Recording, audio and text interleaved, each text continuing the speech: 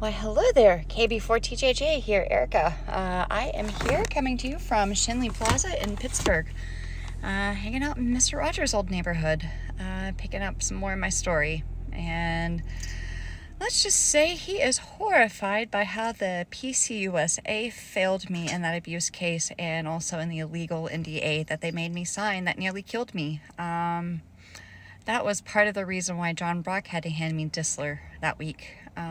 I didn't come for that lesson. I came to say thank you for showing up. Thank you for believing me without a single word. And he had to perform a wake-up call, a little bit of spiritual CPR, and hand me Wach it auf, or Wake Awake for Night is Flying, that partita, like a wake-up call, a signal flare, because I was lost in the fog. And, I am now here to speak out because the way that they mishandled that case was criminal, and the way that they went so quickly to criminal mishandling of my case makes me think that I'm not the only one. And if there is only, one other person that faced kind of the harm that I did, and God forbid they died, then they are guilty of criminal conspiracy to commit murder. So I'm putting them on notice. That's the Presbytery of East Tennessee with the Presbyterian Church of the USA, PCUSA. So anyway, I'm still continuing my work. I'm still continuing my writing, and things have kind of gotten a little bit more serious than I thought, even just my last update. So I'm not going to say everything right now, but I'm making my way to France still. Truth will prevail. And when you have survived what I have survived, and you have been as close to death as I have, and you've seen it blink, there are some people who think that I'm delusional, that maybe no one will ever believe me, but those who know me, those who love me, don't even need a single word. All they have to do is look at me and know that every word that I am going to say from here on out is true. So,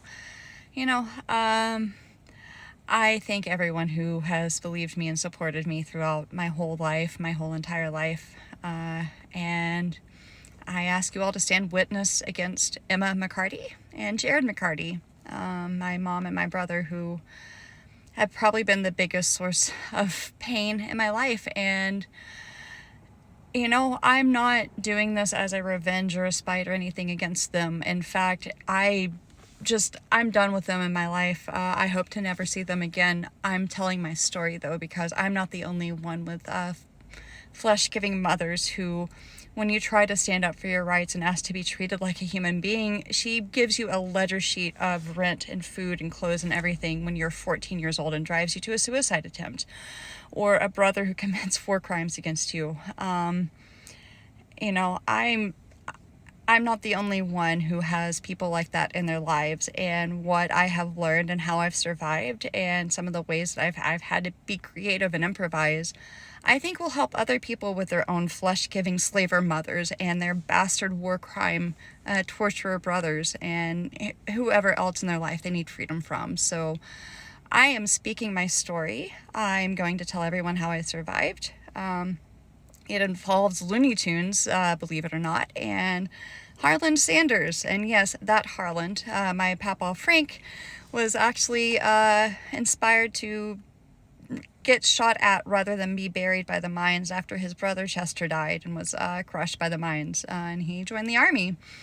Walked on foot from Harland, Kentucky to Middlesboro, Kentucky. And if you are from anywhere near that area, you know exactly how much he wanted to get the hell out of there. So, he lived an incredible life, and then he came home to La Follette. And when I was 2 years old, he had to come out of retirement. He was not able to be Papaw Frank with me for very long. He had to become Sergeant Wilson. So that's how I survived. And he taught me about Liszt and Wagner, and he spoke Liszt like a prayer and spat out Wagner's name like a curse, and compared my mom and my brother, rather. He loved my dad, his son-in-law, but he hated his daughter, despised every single thing that she ever stood for, and compared her to Wagner, and he despised Wagner as a person too, and he spoke Liszt's name like a prayer and told me I was Liszt Rhapsody. So that's how I survived.